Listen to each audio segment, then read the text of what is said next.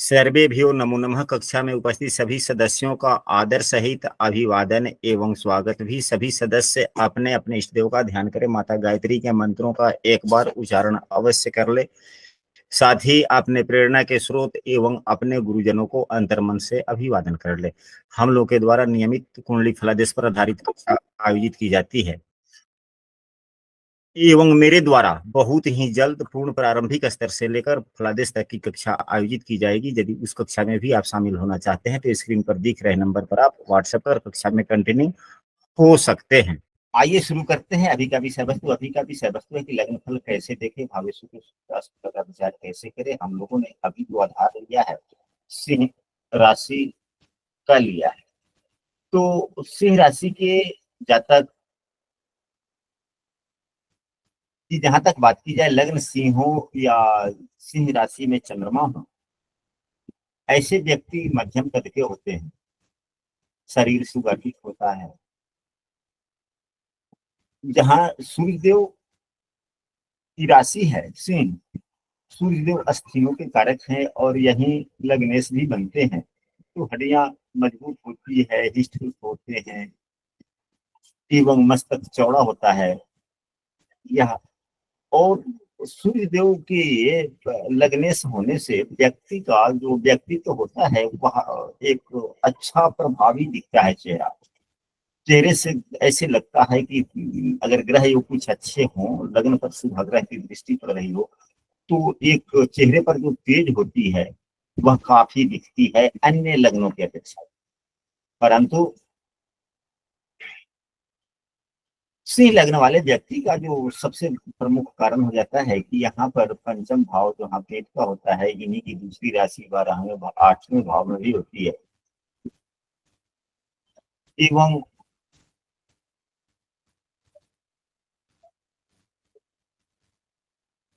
हाँ, पेट का होता है और छठा भाव भी पेट का ही होता है, पेट से पाचन करने का। तो सामान्यतः यहाँ पर जो देव गुरु बृहस्पति जो पंचमेश हैं और ये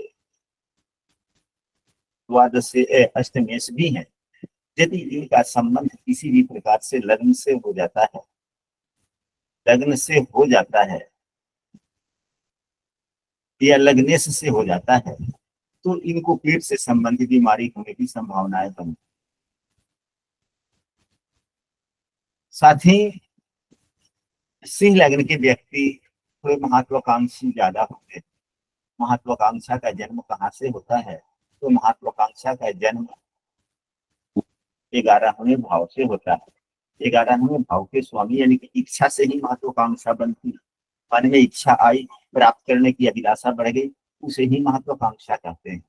तो महत्व का और यहाँ पर बुद्धि की राशि है और बच्चों में जो होता है वो ये बाल राजकुमार है बोलते हो, तो महत्वाकांक्षा थोड़ी अधिक होने की संभावनाएं मिल जाती है। अब जिस प्रकार की इच्छा उस प्रकार का स्वभाव, तो हम ऐसे कह सकते हैं कि ऐसे व्यक्ति थोड़े हटके ये सिंह लग्न होने के बावजूद भी वैसे सिंह लग्न के जातक को क्रोधी काफी होना चाहिए, अग्नि तत्व के। लेकिन ये हमेशा क्रोधित नहीं होते, हमेशा क्रोधित नहीं होते। यह विषमता की स्थितियों को अच्छे ढंग से लेकर चलने वाले, क्योंकि यह स्थिर राशि है और चारों केंद्र भाव में भी स्थिर राशि है। इनमें स्थिरता देखने को मिलती है। क्रोध इन्हें बिल्कुल नहीं आता, आता भी है तो जाहिर नहीं हो पाता। परंतु यदि क्रोध आ जाए तो यहाँ जहाँ बुद्धि भाव में भी अग्नि तत्व और भाग्य भाव में भी अग्नि तत्व एवं व्यक्ति के लग्न में भी अग्नि, क्रोध शांत करना बहुत ही कठिन हो जाता है और इनके क्रोध से करना चाहिए। इनके क्रोध लंबे दिनों तक बना रह जाता है। इनकी बातें जो क्रोध का जो होता है वे हाथों से कम वाणी से ज्यादा, यानी कि इनकी शैली ही बातों की ऐसी हो जाती है व्यंग्यात्मक क्रोध पे आने के बाद में कि कभी कभी सामने वाले को अपने वाणी से ही परास्त कर देते हैं। क्योंकि यहाँ पर भी मंगल की राशि जो तीव्र ग्रह है एवं बुद्धि भाव में देवगुरु बृहस्पति की राशि, कल्पना शक्ति वाले भाव में भी देवगुरु बृहस्पति की राशि, यहाँ सभी अच्छे ही भाव पर बन रहे हैं, इसलिए इनके शब्द बड़े ही अच्छे होते हैं एवं मार्मिक शब्द भी होते हैं। इनमें अनुशासन की भावना काफी अधिक होती है। इनमें अनुशासन की भावना भी काफी होती है। अनुशासन कौन मानता है? जो उदारवादी हो, आदर्शवादी हो, ईमानदार हो, वही व्यक्ति अनुशासन प्रिय भी होते हैं। क्योंकि अनुशासन जो है दैनिक दिनचर्या जो है छठे भाव से देखा जाता है। छठा भाव में शनिदेव की राशि होने से अनुशासन प्रियता को दर्शाता है। एवं ज्ञान इनके पास में काफी होती है, ज्ञान की कमी नहीं होती। इस वजह से इनके पास में आत्मविश्वास काफी होता है। यह किसी भी परिस्थितियों में अपने आप को संतुलित कर लेते हैं। जिसके पास में ज्ञान होता है वही अपने आप को संतुलित भी कर लेते हैं। सिंह लग्न, सिंह राशि जो होता है वह स्थिर राशि होता है एवं दृढ़ राशि भी दोनों। तो स्थिर और दृढ़ राशि होने से इनमें स्थिर एवं दृढ़ राशि सिंह राशि के होने एवं पंचम भाव में देव गुरु बृहस्पति, अष्टम भाव में देव गुरु बृहस्पति की राशि होने से इनके पास में ज्ञान या ज्ञान का उचित मात्रा में होना, यह व्यक्ति को क्या देने का प्रयास करते हैं? तो यह विचारों में स्थिरता एवं लग्न में जो सिंह राशि है, सिंह राशि के स्वामी सूर्यदेव होते हैं, राजा है, राजा का काम है निर्देशन करना। यह दृढ़ विचारों वाले निर्देशन करने वाले व्यक्ति हो सकते हैं। इसलिए हम कह सकते हैं कि सिंह लग्न के व्यक्ति को शासन प्रशासन या राजनीति वाले क्षेत्र में आगे बढ़ जाते हैं, चाहे यह व्यवसाय ही क्यों न करें।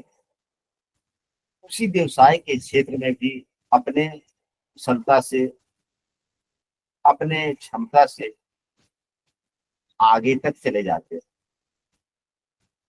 और सम्मान के पात्र होते हैं। परंतु सब कुछ होने के बाद में भी इनके जीवन से, इनके आय से संपन्नता तो आती है, लेकिन ये अपने लिए धन इकट्ठा नहीं कर पाते। कारण यह है कि आय में बुझ दो, संचय में बुझ दो, ये तो बचपना। इकट्ठा तो करना चाहता है, इकट्ठा करता भी है, लेकिन दूसरों के लिए। क्योंकि राशियों के स्वामी के गुण तो कुछ न कुछ देखने को मिलता ही मिलता है। हम ऐसे कह सकते हैं कि सभी भावों के योग कुछ ऐसे बन जाते हैं, जैसे कि यहाँ पर मंगल की राशि का होना, यहाँ भी मंगल का राशि का होना। मंगल अति ग्रह हो जाते हैं जो सूर्य अति योग कारक ग्रह होकर के मंगल देव सूर्य के मित्र भी हैं, लग्नेश के मित्र भी हैं। जब योग अति योग कारक ग्रह ही जब लग्नेश का मित्र हो जाए तो अब यहाँ पर सूर्य एवं मंगल दोनों में एक रूपता आ गया।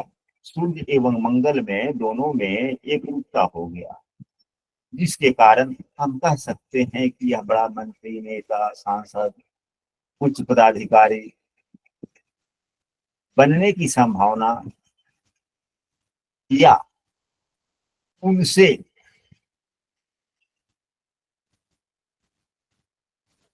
संबंध बन जाना स्वाभाविक ही होता है। अब यहाँ पर यदि नवम भाव को देखा जाए तो नवम भाव में मंगल देव की मूल त्रिकोण राशि है। ये ना ही आस्तिक होते हैं, ना ही नास्तिक होते हैं। ये मध्यम प्रकार के पूजा पाठ में विश्वास रखते हैं, यानी कि दिन भर हम पूजा पाठ करते रहें, ज्यादा पूजा पाठ पर ध्यान नहीं। ये कर्म प्रधान अपने आप को मानते हैं कि हमें काम करना चाहिए, ईश्वर पर विश्वास ही नहीं होता है तो अपने जरूरत के लायक ही, आवश्यकता के लायक ही पूजा पाठ अपने काम को, लेकिन कर्म प्रधान, कर्म ही पूजा है, ऐसा इनके मन में ज्यादा भावना है जो वास्तविकता थी। सिंह लग्न के व्यक्ति का जो भी होता है व्यक्ति, यहाँ भी लग्न में भी पुरुष राशि, यहाँ भी पुरुष राशि, और दोनों ही अपने आप में मूर्तिपूर्ण राशि। यहाँ भी नवम भाव में भी पुरुष राशि और अपने आप में मूर्तिपूर्ण राशि। ऐसे कह सकते हैं कि जब हर जगह मूर्तिपूर्ण राशि ही है और पंचम से पंचम का संबंध है, तो चाहे सिंह राशि हो, धनु राशि या मेष राशि हो, लेकिन इन तीनों में अधिक सिंह राशि पर यह नियम ज्यादा लागू हो जाता है, क्योंकि सिंह राशि, सिंह राजा है। उत्तराधिकारी किसको चाहिए? तो राजा को चाहिए। मंत्री बदलते रहते हैं, बुद्धि देने वाले राजगाज बदलते रहते हैं, यह वंशानुगत नहीं है, लेकिन पुराने जमाने से भी आया है कि राजा का पुत्र राजा हो। तो हम ऐसे कह सकते हैं कि ऐसे व्यक्ति का कोई न कोई एक संतान ऐसा होता है कि अपने माता पिता का नाम कुछ आगे बढ़ाता है, ले जाता है, या काफी आगे ले जाता है, लेकिन माता पिता का नाम आगे लेकर जाने वाला जातक रखा गया। सूर्यदेव जहाँ राजा हैं तो इनकी विशालता की सीमाओं को कोई आकलन नहीं कर सकता। ये बड़े विशाल हृदय के थी। राजा के इतना उदार कोई नहीं है, राजा के इतना कठोर कोई नहीं। अगर सिंह लग्न वाले व्यक्ति से कोई प्रेम पूर्वक बात बोले तो उनके जैसा उदार कोई नहीं। सिंह लग्न वाले व्यक्ति के किसी भी प्रकार से, हालांकि ये स्वाभिमानी होते हैं, यदि इनके स्वाभिमान पर जो ठेस पहुंचाए उनके ये मित्र कभी नहीं होते, इनको जल्दी ठेस लग जाती है। इसलिए सिंह लग्न के व्यक्तियों के स्वाभिमान का सम्मान हम सबों को करना चाहिए। अब हम लोग चलते हैं कि सिंह राशि वाले के लिए कौन से ग्रह की भावेशों की शुद्धता का अशुद्धता का विचार हम लोग सिंह राशि लग्न में कैसे करें। तो सिंह लग्न में जहाँ सूर्यदेव लग्नेश हैं और इनकी एक ही राशि है, तो यह पूर्ण रूप से शुभ फलदायक एवं शुभाग्रह है और कारक ग्रह हो गए। सूर्यदेव कारक ग्रह हो गए, अच्छे फल प्रदाता हो गए। इनकी दशाओं में उन्नति समृद्धि देखने को मिले। अब आया चंद्रमा, सूर्य के बाद में चंद्रमा। चंद्रमा क्या हाँ इनकी राशि है, तो चंद्रमा 12वें भाव में इनकी राशि, ये तो अकारक हो गए, अच्छे फल प्रदाता नहीं है।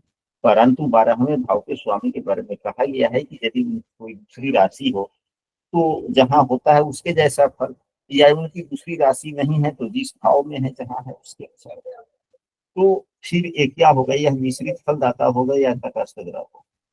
अब इसके बाद में आते हैं सूर्य चंद्रमा। अब इसके बाद में मंगल देव। तो मंगल देव नवम भाव में भी इनकी एक राशि है, चौथे भाव में भी है, एक केंद्र भाव में है, दूसरा त्रिकोण भाव में। तो क्या होगा, ये पूर्ण रूप से यो कारक ग्रह हो गए एवं शुभाग्रह हो गए, ये अच्छे फल प्रदाता हो गए। मंगल देव की दशाओं में सुख, धन, स्वास्थ्य यानी कि जीवन प्रकार में हर प्रकार के सुख सुविधाओं में विकास होने की संभावना है।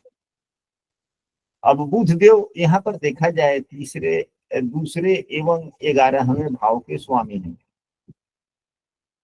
दूसरा भाव मारक भाव है और तीसरा भाव भी दृष्टाय है, यह अशुभ हो गया, अतः यह अकारक हो गया।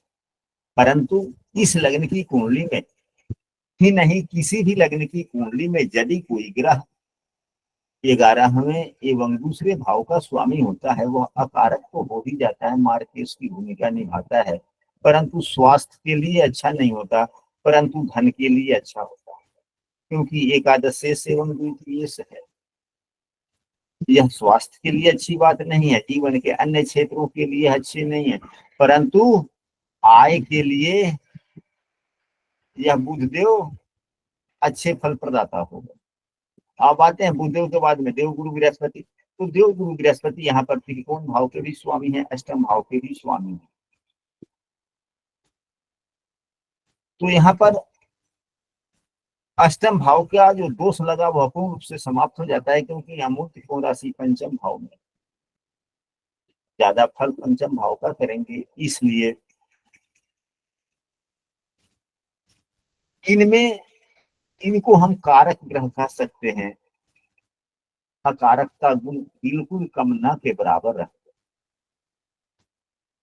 अब यहाँ पर देवगुरु बृहस्पति अकारक और कारक दोनों का ही स्थिति निभा सकते हैं। देवगुरु बृहस्पति अगर हल्का भी शुभ तो ये पंचम भाव का काम करेंगे ज्यादा, और यह कारक ग्रह बन जाएंगे। अगर देवगुरु बृहस्पति का स्थिति अशुभ हो गया, अगर नीच के हो गए, अगर यहाँ पर ही बैठ गए छठे भाव में अपने नीच के हो गए, खराब स्थिति हो गई, तो यह अष्टम भाव का फल ज्यादा उठा लेंगे, फिर अकारक।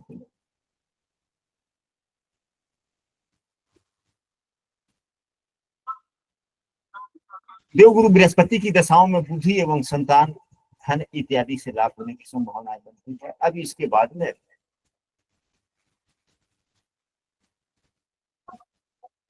शुक्रदेव की एक राशि दशम भाव में है, दूसरी मूल त्रिकोण राशि तीसरे भाव में है अतः, और यह शुभाग्रह की राशि, तो यहाँ से भी केंद्राधिपत्य दोष लगा और यहाँ भी तीसरे भाव के स्वामी का होने का दोष लगा। तो यह शुक्रदेव क्या हो गए? शुक्रदेव अकारक हो गए, शुक्रदेव अकारक ग्रह हो गए, अच्छे स्थिति देने वाले नहीं हुए। इनकी दशाओं में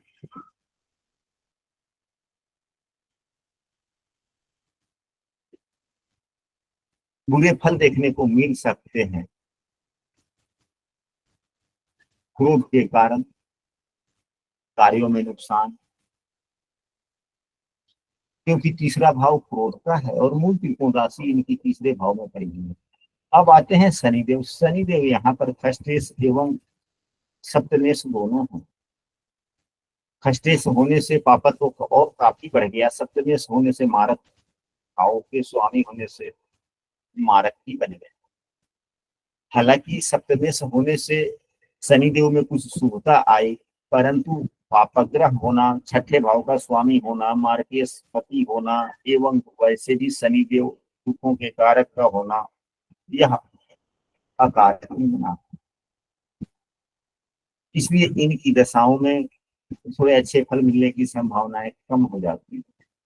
अब इसके बाद में तो हम लोगों ने अभी तक यह सीखा कि श्रीलंग की कुंडली में सूर्यदेव मंगल देव, सूर्य एवं मंगल एक कारक ग्रह हो गए। चंद्रमा तटस्थ ग्रह हो गया। शेष जो ग्रह हुए शुक्र एवं शनि अकारक हो गए। बुध एवं गुरु अपने स्थितियों के आधार पर सुखद या दुखद फल दे सकते हैं।